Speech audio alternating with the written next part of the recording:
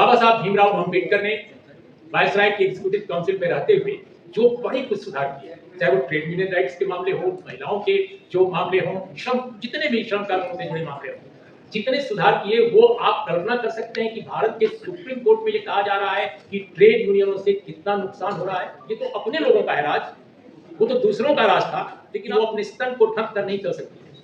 जब इस पर दबाव बना इसके खिलाफ, तब उनको लागू करना पड़ा। अंग्रेजों ने पहल की कि नहीं, इनको किया जाए। तब जो ब्राह्मण समाज था वो कहता था कि ठीक है वो करें, कपड़ा ढके, लेकिन उनके कपड़े की स्टाइल वो नहीं होनी चाहिए जो अपर कास्ट की महिलाओं। जो आरएसएस के बहुत अंदरूनी लोग हैं, अंदर के लोग हैं, वे लोग एक्टिव हो गए।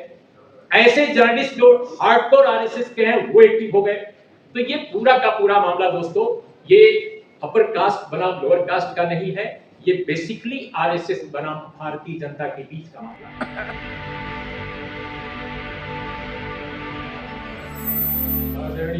इंदिरा जी और अन्य सभी मित्रों, आप बहुत वक्त से आप बहुत सारे मित्रों की बात सुन रहे हैं और मैं कुछ भी ऐसा नया नहीं बोलूँगा जिसके लिए मैं आपको परेशान करूं।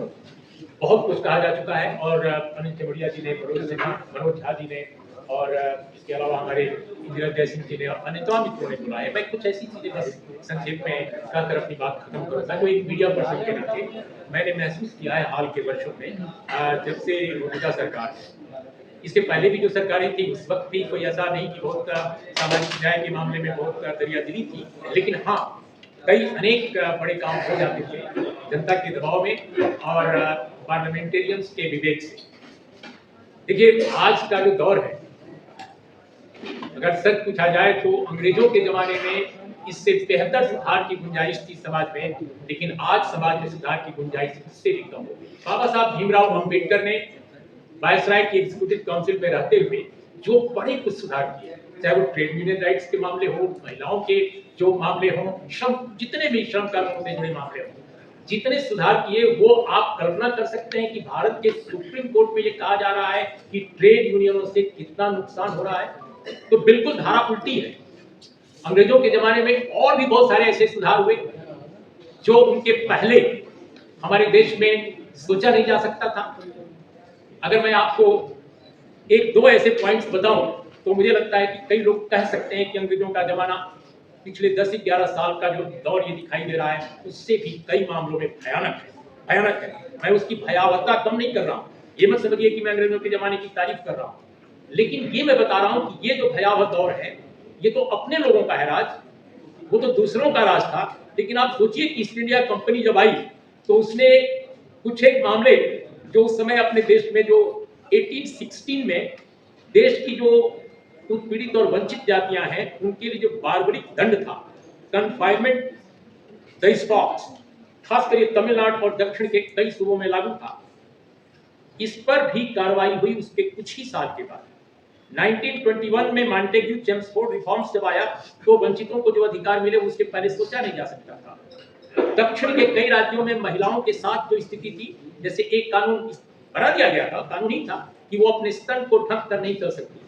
जब इस पर दबाव बना इसके खिलाफ, तब उनको लागू करना पड़ा। अंग्रेजों ने पहल की कि नहीं, इनको किया जाए। तब जो ब्राह्मण समाज था वो कहता था कि ठीक है वो करें, कपड़ा ढके, लेकिन उनके कपड़े की स्टाइल वो नहीं होनी चाहिए जो अपर कास्ट की महिलाओं की। तो मैं ये उदाहरण, कुछ चंद उदाहरण इसलिए दिया कि आज का दौर, जिसे स्वतंत्र भारत का एक ऐसा दौर माना जा रहा है कि जब देश को उसके अतीत में ले जाने की कोशिश हो रही है, पीछे ले जाने की कोशिश हो रही है। तो आप अंग्रेजों के जमाने से अगर तुलना करें तो इसकी भयावहता ज्यादा है।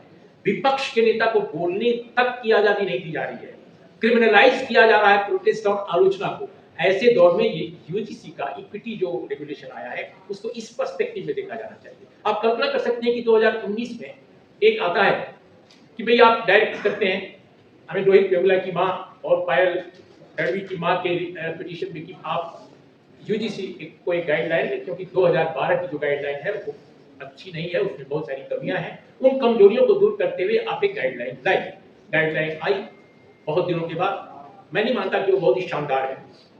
अगर आप पूरी उस गाइडलाइन को पढ़ें 2026 की तो उसमें बहुत सारी कमियां हैं। और पार्लियामेंट्री कमेटी जो है, भारत के संसद की पार्लियामेंट्री कमेटी जो शिक्षा विभाग की है, जिसकी अगुवाई दिग्विजय सिंह ने की है, उसमें जो रिकमेंडेशन है वो भी सारे रिकमेंडेशन 2026 के इक्विटी रेगुलेशन में नहीं है, उसके कुछ एक हैं, जैसे बैकवर्ड कम्युनिटी, ओबीसी कम्युनिटी को जो शामिल किया गया है इस रेगुलेशन में, जो 2012 के रेगुलेशन में नहीं था। वो दिग्विजय सिंह की कमेटी जो एजुकेशन पर है, जिसमें भारतीय जनता पार्टी के भी मेंबरान हैं, इन सबने रिकमेंड किया है, यूनानिमस व्यू था उस कमेटी का कि उनको ओबीसी को शामिल किया जाना चाहिए, क्योंकि 15(4) और 15(5) जो कॉन्स्टिट्यूशनल अमेंडमेंट है उसके उनकी रोशनी में भी ये जरूरी है। लेकिन अब आप कल्पना कर सकते हैं कि इसी मुद्दे पर बड़ा विरोध जो इस बार हुआ है 2026 का, इसी मुद्दे पर हुआ है कि ओबीसी को क्यों शामिल किया गया।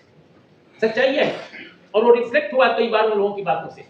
अब सोचिए कि कुछ ही दिन पहले दिसंबर महीने में 8 दिसंबर को पार्लियामेंट्री कमेटी की रिपोर्ट पेश होती है, 8 दिसंबर 2025 में, और अचानक कुछ ही सप्ताह के अंदर माहौल कैसे बदल जाता है। उस कमेटी में मैं कुछ नाम आपको सुना देता हूं, बड़े दिलचस्प नाम है। इस कमेटी में भारतीय जनता पार्टी के जो सदस्य हैं उनके नाम जो मैंने नोट किए हैं, श्रीमान रविशंकर प्रसाद, संबित पात्रा, डी पुरंदेश्वरी, बांसुरी स्वराज, रेखा शर्मा, ब्रजमोहन अग्रवाल, ये सारे भारतीय जनता पार्टी के बहुत प्रमुख नेता हैं। और इनको ये नहीं कहा जा सकता है कि ये फ्रिंज हाशिए के लोग हैं, बाहर के लोग हैं, ये बहुत मेन स्ट्रीम के नेता हैं, जो केंद्रीय जो नेतृत्व है भारतीय जनता पार्टी का, उससे जिनका काफी डायलॉग होता है, रेगुलर डायलॉग होता है। ये टेलीविजन चैनलों पर जाते हैं, वहां पर पार्टी की राय रखते हैं, और पार्लियामेंट्री कमेटी की मीटिंग में एक बार भी ये नहीं कहते कि ओबीसी को इसमें नहीं रखना चाहिए, इक्विटी कमेटी में इसका जो स्ट्रक्चर है ऐसा नहीं होना चाहिए। अब इसके बावजूद कि मैं इक्विटी कमेटी की संरचना से बिल्कुल सहमत नहीं हूं, जो रिकमेंडेशन पार्लियामेंट्री कमेटी ने दिया है वह भी उसमें नहीं पूरा किया गया है। दिग्विजय सिंह कमेटी की रिपोर्ट जो है वो 50% सेवक की बात करती है, लेकिन वो नहीं दिया गया है। दूसरी बात कि उसमें स्पेशल स्टेटस विशेष आमंत्रित की तरह रखा गया है उनको, तो ये सबसे बात है। लेकिन आप सोचिए कि भारतीय जनता पार्टी के किसी मेंबर ने उस पर अपना नोट ऑफ डिसेंट नहीं लगाया, असहमति नहीं दी। तो आप सडन क्या हो गया अचानक कि जैसे ही ये रेगुलेशन आया विरोध शुरू हो गया। विरोध इसलिए शुरू हो गया दोस्तों कि मेरी जो जानकारी है एक जर्नलिस्ट के तौर पे कि आरएसएस बीजेपी को उस समय तक नहीं अंदाज था। सच्चाई है, अब आपको मैं बता दूं, भारतीय जनता पार्टी को उस वक्त तक नहीं मालूम था कि ये क्या होने जा रहा है या इस पर भी कोई बावेला हो जाएगा। लेकिन आरएसएस जो है, आरएसएस के कुछ लोगों को लगा अरे ये क्या हो गया, ये तो बहुत भयानक चीज है। और ये सारे लोग उत्तर भारतीय थे, इसमें कोई ना तो दक्षिण भारतीय था, ना कोई मध्य भारतीय था, और बाकायदे दिल्ली में मीटिंग हुई। मैं मीटिंग का वेन्यू भी जानता हूं, लेकिन मैं नहीं बता रहा हूं, कोई जरूरत नहीं है उसकी। और यहाँ पे मीटिंग हुई और कुछ लोगों को डिप्यूट किया गया। जैसे एक बात याद है ना आपको, जब सत्ता में नहीं थे तब भी एक बार गणेश जी पूरे देश में दूध पीने लगे थे, ठीक उसी तरह उन्होंने प्लान किया, योजना बनाई कि इसको कैसे मुद्दा बना दिया जाए पूरे देश का। और अचानक कुछ लोगों को खड़ा कर दिया गया कि भाई इसको तो मुद्दा बनाना है, और उन्होंने मुद्दा बना दिया। जब मुद्दा बना दिया तब बीजेपी को फूंका गया, अरे तुम लोग कैसे हो भाई, तुम लोग पार्लियामेंट में जाते हो, सरकार चलाते हो, तुम लोगों को ये बात नहीं मालूम कि क्या क्या हो रहा है, हमारे लोग नाराज हो जाएंगे, जो हमारा कोर वोटर है, जो हमारा न्यूक्लियस है वो नाराज हो गया है। आप देखिए जो कार्यकर्ता से कथावाचक बने हैं वे लोग, जो आरएसएस के बहुत अंदरूनी लोग हैं, अंदर के लोग हैं, वे लोग एक्टिव हो गए। ऐसे जर्नलिस्ट जो हार्डकोर आरएसएस के हैं वो एक्टिव हो गए। तो ये पूरा का पूरा मामला दोस्तों, ये अपर कास्ट बनाम लोअर कास्ट का नहीं है, ये बेसिकली आरएसएस बनाम भारतीय जनता के बीच का मामला है। आरएसएस किसी कीमत पर नहीं चाहता कि भारत में शांति का माहौल हो, भारत में डेमोक्रेटिक राइट्स को लेकर कोई बात हो, जो कॉन्स्टिट्यूशनल रिफॉर्म्स की बात हो, सामाजिक न्याय की बात हो। दरअसल आरएसएस चाहता है कि भारत को पीछे ले जाए। भारत खड़ा है 1947 के बाद से, और जिधर जा रहा है उससे बिल्कुल उल्टी दिशा में ले जाया जाए। वो संविधान नहीं मनुस्मृति की तरफ जाए, वो उसी तरह से जाए जैसे एक जमाने में हमारे देश के लोग रहते थे, जो शिक्षा पाने का अधिकार सिर्फ कुछ जातियों का था, कुछ समुदायों का था। बहुत सारे हमारे राजपूत लोग उत्तर प्रदेश बिहार में इस समय कूद रहे हैं कि उनको काफी कुछ हो गया है, और वो उनकी कतार में खड़े हो गए हैं जो पहले इस देश पर राज करते थे। लेकिन उनको मालूम नहीं है कि उनको भी एक जमाने में कोई अधिकार प्राप्त नहीं था, उनको तो यह भी अधिकार नहीं मालूम, उनको तो ये भी नहीं बताया गया, कहा गया कि तुम क्षत्रिय हो, ये भी अधिकार छीन लिया गया था। और बाकायदे एक दौर में कहा गया कि क्षत्रिय बचे नहीं है, परशुराम ने सबको खत्म कर दिया, इसलिए क्षत्रिय ही नहीं है। बाद में उनको, बहुत बाद में उनको क्षत्रिय का दर्जा दे दिया गया। और वो अंग्रेजों के जमाने की बात है, ईस्ट इंडिया कंपनी की बात है। और ये मेरी एक खोज नहीं है, इस देश पर कास्ट पर बेहतरीन काम करने वाले एक बेहतरीन पत्रकार ने कास्ट प्राइड नाम की अपनी किताब में लिखा है, जो इसके पहले टाइम्स ऑफ इंडिया में बड़े पद पर काम करते थे। अचानक मेरे दिमाग से उनका नाम निकल गया है। If you anybody can remember his name, caste pride जिन्होंने किताब लिखी है, उसमें बकायदे रिसर्च उस आदमी ने किया है और उसमें ये सारी बातें कही है जो मुझे अचानक याद आ गई, तो मैं आपके सामने ये रख रहा हूँ। तो इसलिए ये लड़ाई बहुत बड़ी है और निश्चित रूप से जब समाज में रिफॉर्म्स को लेकर सोच के स्तर पर, विचार के स्तर पर बेहतर काम हो रहा होता है, उस समय जो लोग नापसंद भी करते हैं वंचित जातियों के को अधिकार से बहस करने में, वे लोग सहमति का एक उनके बीच में दायरा बन जाता है। कॉन्स्टिट्यूशनल जो बॉडीज हैं, जो एडमिनिस्ट्रेटिव बॉडीज हैं, उनके दिमाग, उनका मिजाज भी बदल जाता है। जैसे आपने देखा होगा, जब मंडल आया तो बहुत विरोध हुआ, लेकिन मंडल जब लागू हो गया तो लोगों ने एक्सेप्ट कर लिया, स्वीकार कर लिया। लेकिन जैसे ही सरकारें बदली बाद के दिनों में, फिर वही स्थिति हो गई। तो क्या मतलब है? इसका मतलब है कि अगर आप शासन में हैं, अगर शासन करने वाले संविधान के साथ खड़े हैं, तो समाज को बेहतर दिशा में ले जाया जा सकता है।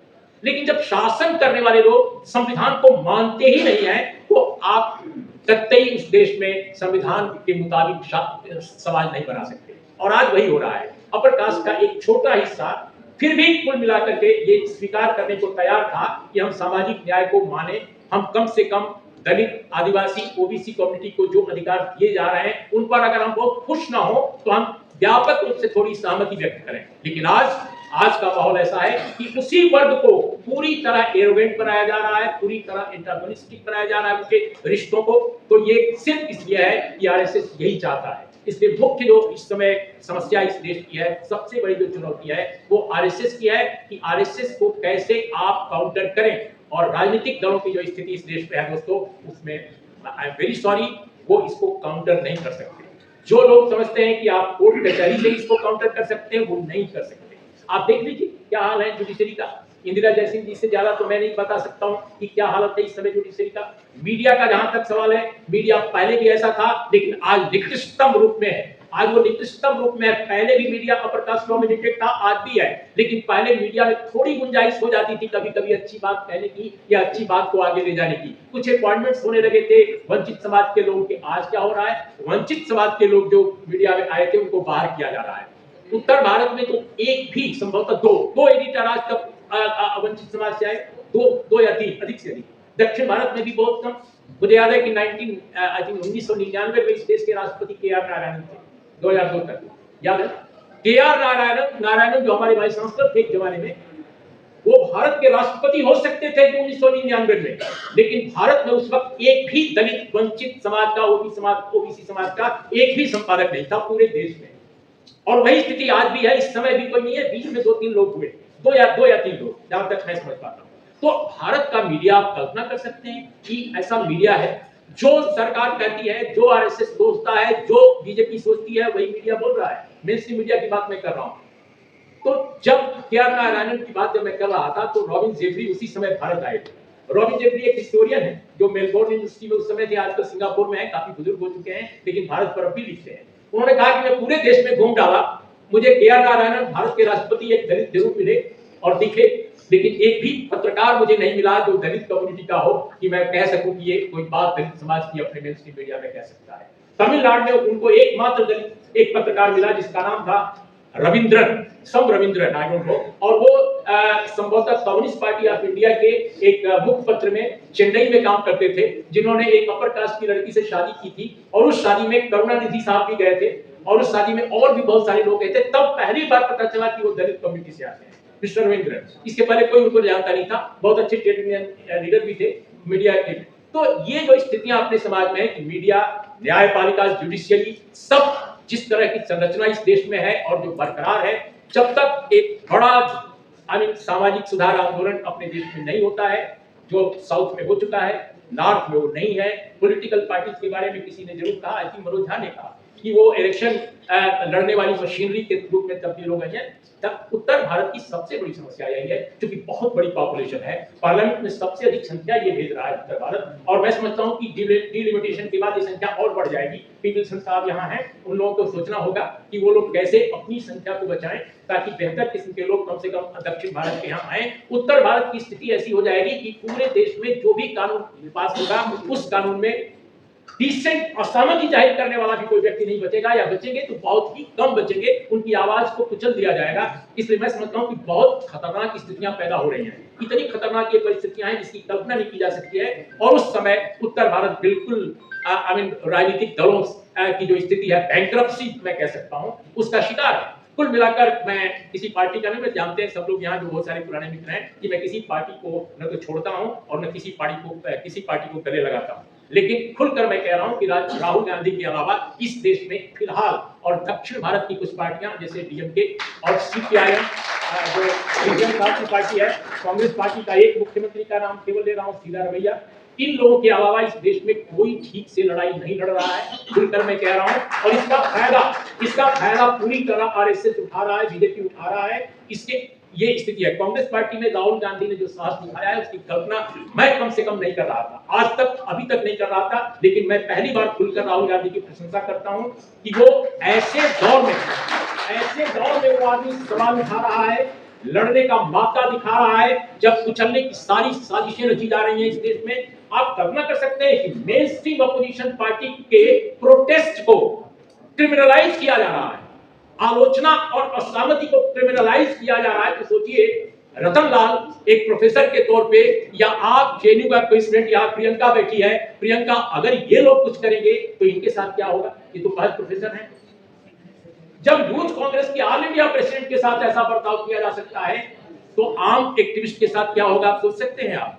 तो दोस्तों, बहुत खराब दौर है उत्तर भारत में, खास तौर पे जो हिंदी हार्टलैंड है उसकी बात मैं कर रहा हूं। तो आप लोग सोचिए, ये काम पॉलिटिकल पार्टीज नहीं कर सकती हैं। पॉलिटिकल पार्टीज केवल चुनाव लड़ने की मशीन में तब्दील हो गई हैं, और अब जरूरत इस बात का है कि सामाजिक स्तर पर, सांस्कृतिक स्तर पर इस लड़ाई को आप ले जाएं। अगर आप इस लड़ाई को नहीं लड़ेंगे तो मैं नहीं समझता कि इससे आप पार पाएंगे। कुछ भाषण भूषण हो जाएंगे, कुछ मंच सज जाएंगे, लेकिन इससे कुछ बदलेगा नहीं। बदलने के लिए जरूरी है सामाजिक सांस्कृतिक स्तर पर, बौद्धिक स्तर पर आप अपनी एकजुटता प्रदर्शित करें, और उत्तर भारत को जिस तरह साउथ के लोगों ने एक जमाने में लड़ाई लड़ी है, उस लड़ाई को आगे बढ़ाएं। इसके अलावा मैं बिल्कुल नहीं समझता। और डॉक्टर बी आर अम्बेडकर को अगर आप पढ़ते हैं, अगर आप समझते हैं, अगर आप मानते हैं, तो उन्होंने भी इन्हीं शब्दों के साथ संबोधित किया था, यही बातें कही थी कि कास्ट की जो रियलिटी है, अगर आप इसको नहीं डिमोलिश करते तो डेमोक्रेसी को बचाना मुश्किल है। उन्होंने तो कास्ट को एंटी नेशनल कर कहा, not only anti democratic, anti national कहा।